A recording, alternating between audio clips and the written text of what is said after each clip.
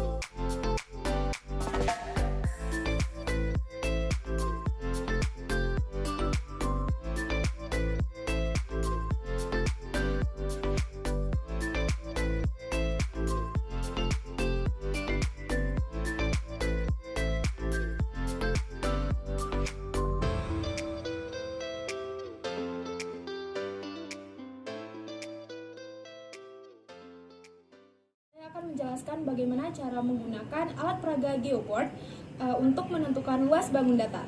Simak cara berikut ini. Nah, di sini saya telah membuat berbagai bentuk bangun datar menggunakan karet pada papan geoboard. Nah, di sini ada bangun datar persegi, ada persegi panjang, jajar genjang, trapesium, layang-layang, dan segitiga. Nah, untuk menghitung luas permukaan bangun datar ini cukuplah mudah. Yang pertama kita akan menghitung luas permukaan bangun datar persegi, yaitu dengan cara menghitung seluruh paku-paku yang ada dalam perbatasan karet yang telah kita bentuk.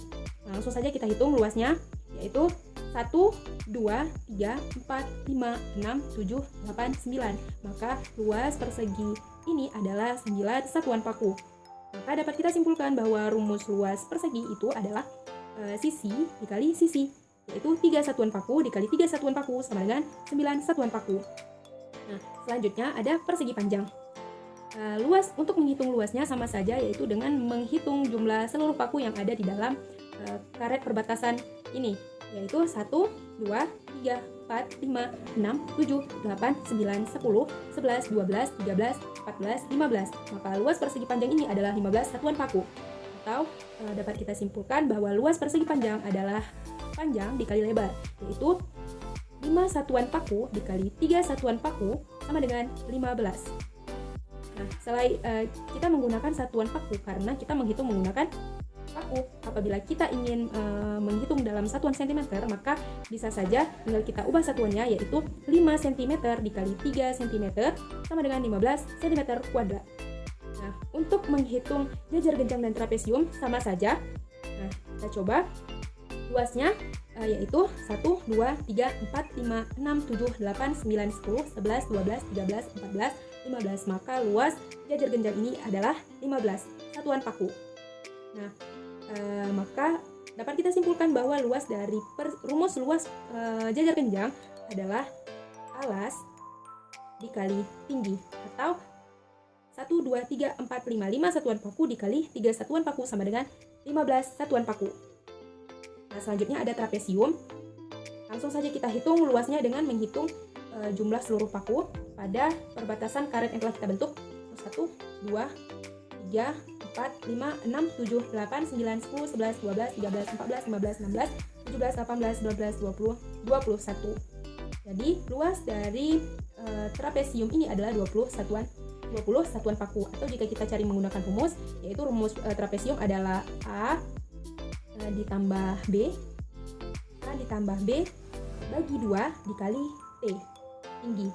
Nah, A-nya bernilai 1, 2, 3, 4, 5, 6, 7, 8, 9 satuan paku. Dan B-nya berjumlah 1, 2, 3, 4, 5 satuan paku. 9 ditambah 5 sama dengan 14, dibagi 2 sama dengan 7 dikali tinggi. Tingginya 1, 2, 3 satuan paku. 7 dikali 3 sama dengan 21 satuan paku. Maka luasnya sama saja kan? Baik, selanjutnya kita akan menghitung luas segitiga dan luas layang-layang. Untuk menentukan luas persegi, kita tidak menghitung banyak paku, tetapi kita menghitung banyak kotak atau banyak persegi yang terdapat di dalam segitiga ini. Nah, kita akan menentukan segitiga dengan alas 1, 2, 3, 4 satuan kotak dan tinggi 4 satuan kotak. 1, 2, 3, 4. Nah, berapakah luasnya? Cara menghitung luasnya yaitu dengan menghitung terlebih dahulu kotak yang utuh atau persegi yang utuh. Mari kita hitung 1, 2, 3, 4, 5, 6. Nah, jadi pada segitiga ini terdapat 6 kotak utuh ditambah dengan kotak yang tidak utuh.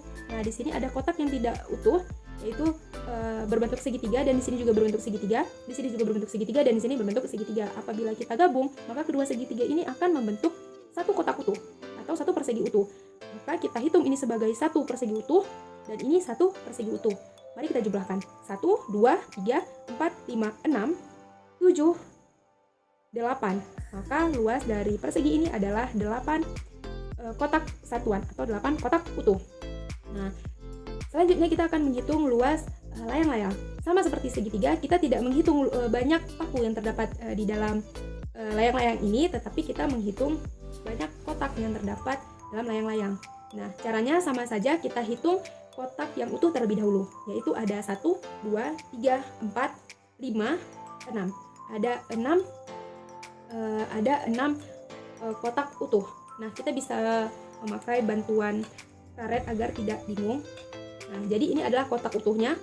Itu ada 6 kotak utuh ditambah dengan kotak yang tidak utuh. Nah, mari kita hitung kotak yang tidak utuh.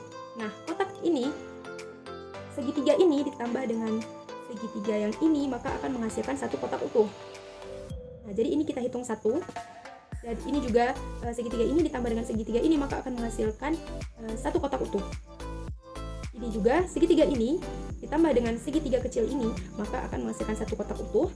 Dan segitiga ini ditambah dengan segitiga yang kecil ini akan menghasilkan satu kotak utuh. Maka banyak kotak utuh di dalam layang-layang ini ada 1, 2, 3, 4, 5, 6, 7, 8, 9, 10.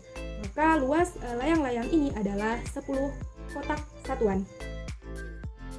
Nah, jika teman-teman ragu dengan hasilnya, teman-teman bisa menggunakan mengecek kembali kebenarannya dengan menggunakan rumus. Nah, apa rumus luas layang-layang? Rumus luas layang-layang adalah diagonal 1 dikali diagonal 2 dibagi 2. Nah, karena tadi kita menghitungnya menggunakan kotak satuan, maka kita akan hitung diagonal itu menggunakan kotak satuan juga. Maka di sini 1, 2, 3, 4, 5.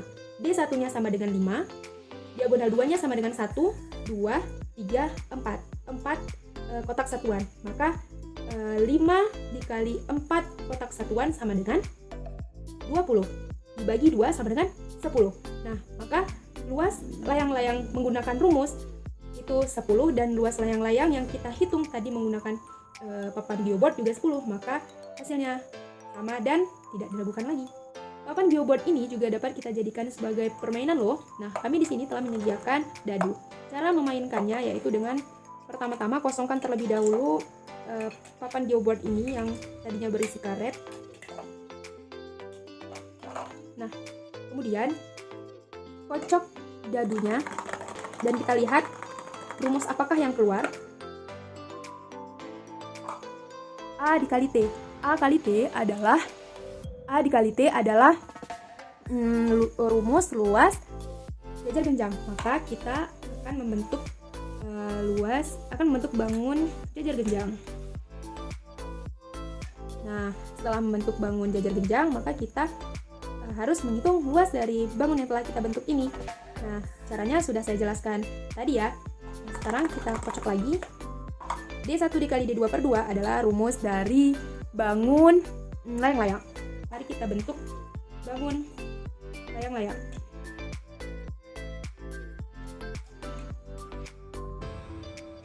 Nah, seperti ini. Papan geoboard ini selain digunakan untuk mencari luas suatu bangun datar, juga dapat digunakan untuk mencari translasi maupun refleksi dari suatu bangun datar. Nah, caranya kita buat terlebih dahulu sumbu X dan Y-nya. Nah, kemudian sediakan kertas bening yang dapat menutupi bangun datar yang ingin kita translasikan maupun refleksikan. Nah, misalkan kita ingin mentranslasikan segitiga ini sejauh min 3 min 5. Artinya segitiga ini digeser sejauh 3 ke kiri dan sejauh 5 ke bawah. Nah, pastikan letak kertas bening ini tepat di tengah-tengah sumbu. Itu sumbu Y. Nah, kita tandai terlebih dahulu titik sudut dari segitiga ini.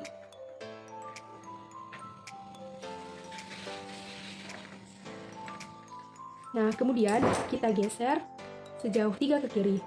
1, 2, 3, dan 5 ke bawah. 1, 2, 3, 4, 5. Maka letak hasil translasi segitiga ini adalah di sini. Nah, kita coba regangkan dengan karet. Sini. Dan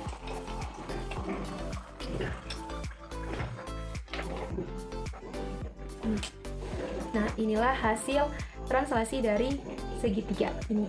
Nah, kemudian kita akan mencari hasil refleksi dari segitiga. Nah, sama seperti tadi kita menggunakan kertas bening, namun bedanya kertas bening ini kita letakkan yang paling bawah itu sejajar dengan sumbu yang ingin kita refleksikan. Misalkan segitiga ini ingin kita refleksikan terhadap sumbu X. Nah, ini kan sumbu X, ini sumbu Y. Maka jika kita ingin merefleksikan dengan sumbu X, maka sejajarkan kertas bening ini tepat pada sumbu X. Sumbu X. Nah, di tengah-tengah sumbu Y dan bawahnya itu tepat pada sumbu X. Nah, kemudian kita tandai lagi segitiganya. Nah, karena kita ingin mencari refleksi dari segitiga ini, maka kita akan mencerminkan segitiga ini terhadap sumbu X.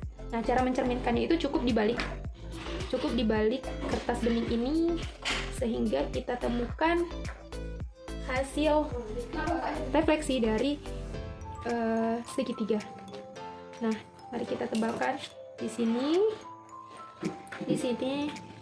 dan di sini. Kemudian kita tinggal menaruh karet.